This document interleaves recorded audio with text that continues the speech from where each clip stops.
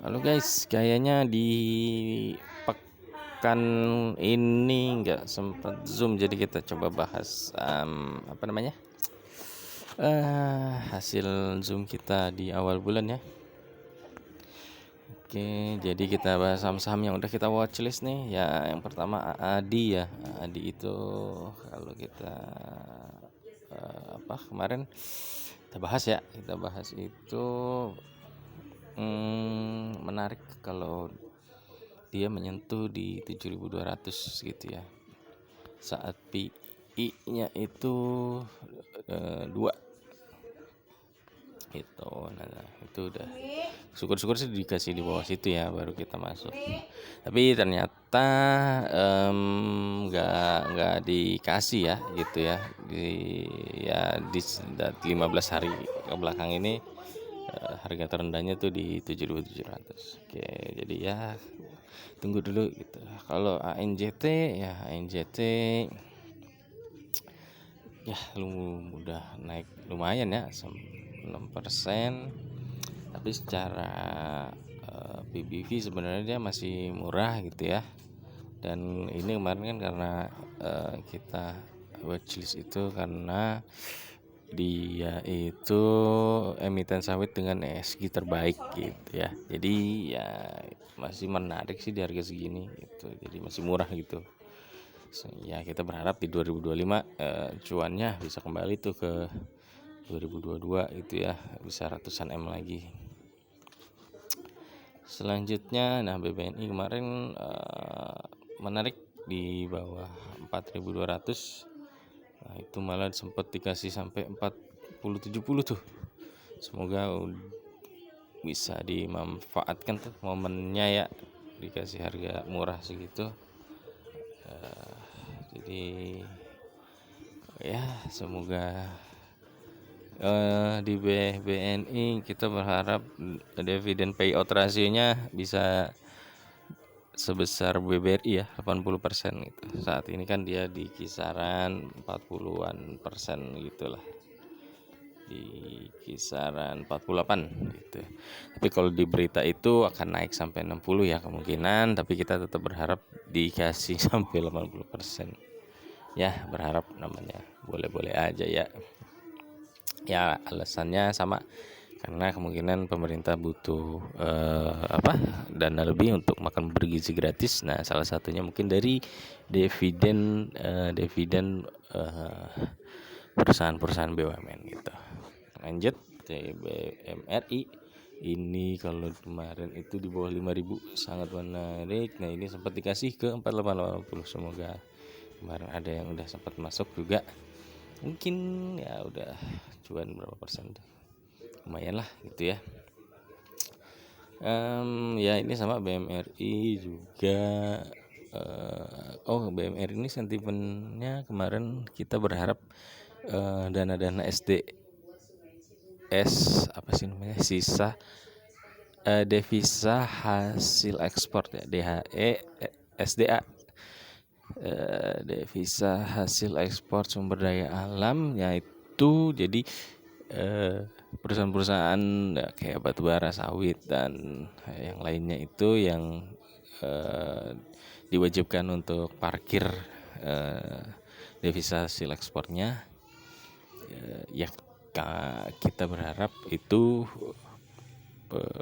akan diparkir di salah satu bank milik negara gitu ya. Nah, kalau sempat bedah laporan keuangan itu, kalau kita cek kemarin itu kita sampling 3 emiten batubara ya. Apa aja lupa gue lagi. AADI, terus Bayan ya, satu lagi apa gitu sih gue lupa. Nah itu kalau kita cek itu apa namanya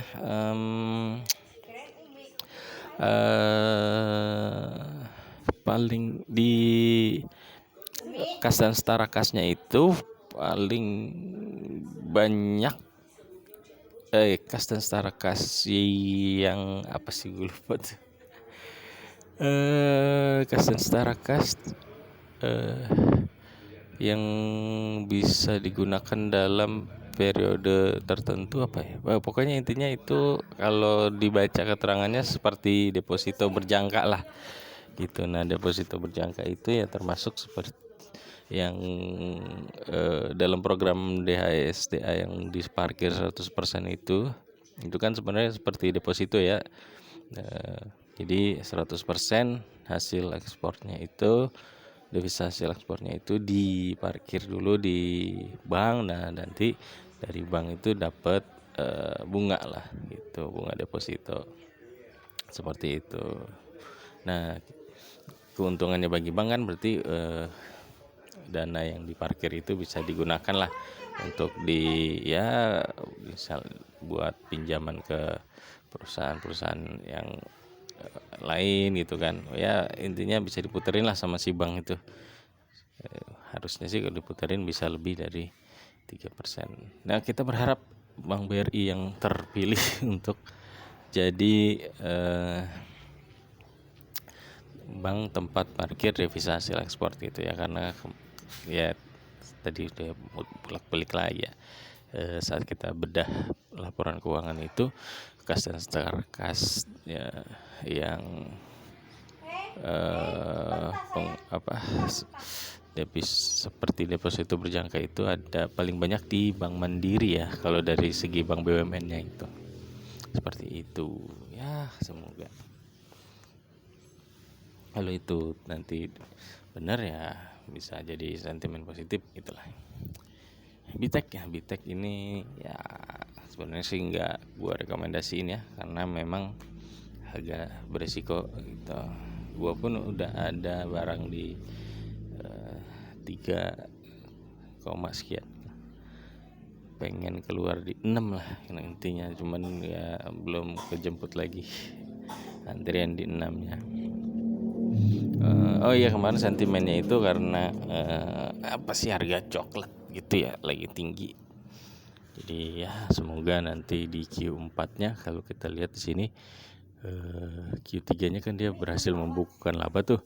Nah, kita berharap di Q4-nya bisa membukukan laba kembali lah gitu. Jadi lanjut Koko juga sentimen coklat. Nah, kalau Koko kemarin sempat udah naik tinggi tuh gitu, udah sampai 100-an ya. Tapi ya gua juga belum masuk ya. Lalu Cepin ini kenapa ya Cepin ya? Oh, Cepin ini juga sih kayaknya ke perkebunan coklat juga ada dia itu, nanti dicek lagi aja. Lalu Demas ini memang ya sebenarnya saham-saham fundamental ya. Dia bagi dividen cukup besar, biasanya di atas 20%. Jadi lumayan lah. Kemarin itu harganya sempat dikasih di bawah 140 ya kalau kita cek tuh. Nah, itu sempat 135 gitu ya. Tapi kalau gue masuk kayaknya di 140-an dah. Itu jadi apa namanya? Ya semoga nanti balik lagi saat dia menginfokan dividennya. Kalau nggak salah sih udah ada perkiraan dia bakal bagi dividen Rp12 per lembar ya gitu. Tapi kita lihat nanti. Kalau di Rp12 berarti kan hampir 10% ya. Gitu sih. Oke, jadi kemarin masuk yang aman-aman aja. DMND ini ternyata selain dia jualan es krim, dia punya cold chain logistik ya. Kalau kita search di Google itu terbesar kedua ya di Indonesia. Tapi ini masih FCA gitu ya. Kalau mau masuk ya dipertimbangkan lagi aja, karena apalagi kalau uangnya besar ya agak khawatir nanti keluarnya susah gitu. Takutnya itu rata-rata transaksinya itu cuma ya nggak tahu ya, kalau ditarik MA 200 rata-ratanya berapa gitu. Tapi kalau buat kemarin aja tuh nilai transaksinya cuma 7 jutaan gitu. DSNG sama dia itu sentimen sawit kemarin. Kalau dari ESG juga lumayan baik ya gitu. Tapi gue lebih tertarik ke ANJT sih ya sebenarnya itu. Tapi kalau dari segi profitabilitas nih lebih menarik DSNG ya gitu. Tapi kalau dividen itu lebih menarik TAPG gitu ya. Dividennya itu kemarin historinya sampai 20% ya. Ya nggak tahu tahun ini apakah akan sama atau enggak gitu. 20% tuh artinya dengan harga sekarang ya. Kalau dengan harga, kalau beli di harga 900-an ya berarti enggak 20% gitu. Oke, lalu INDF juga sentimen coklat juga ya, kayaknya dia punya perkebunan coklat juga gitu.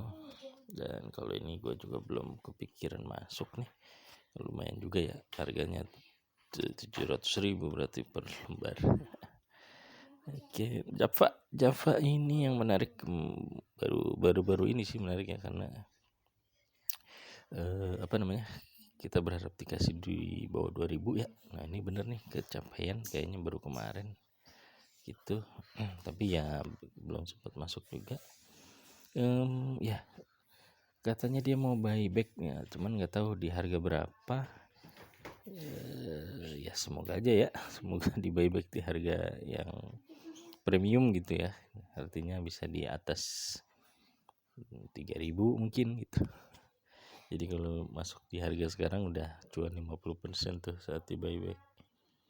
Ya tapi nggak tahu ya akan di buyback di harga berapa. Kalau lihat analis ada nggak ya standar deviasinya dia sekarang di harga berapa. Aduh lemot lagi. Ya udahlah, udah 12 menit nih kepanjangan, harusnya cuma 10 menit. Oke ya, Java itu ya karena sentimen mau buyback aja gitu. Jadi kita coba masuk nanti karena udah masuk di alarm harga kita gitu. Oke, mungkin itu aja. Jadi kita nggak sempat zoom, nanti saya share aja videonya ke kalian. Jadi kalau buat ke depan ya, mungkin kalau saya akan mempertimbangkan untuk masuk ke Java ya gitu. Sama kemarin ada TLKM, walaupun di sini nggak ada masuk watchlist, tapi dia kena alert saya itu di harga di bawah 2.400 ya, di bawah 2.400 gitu. Nah kemarin sempat masuk, sekarang itu udah 2.500-an lah kalau nggak salah, kalau udah naik 8%-an gitu ya. Ya itu, jadi ya udah itu dulu, nanti sampai ketemu di Zoom berikutnya. Thank you.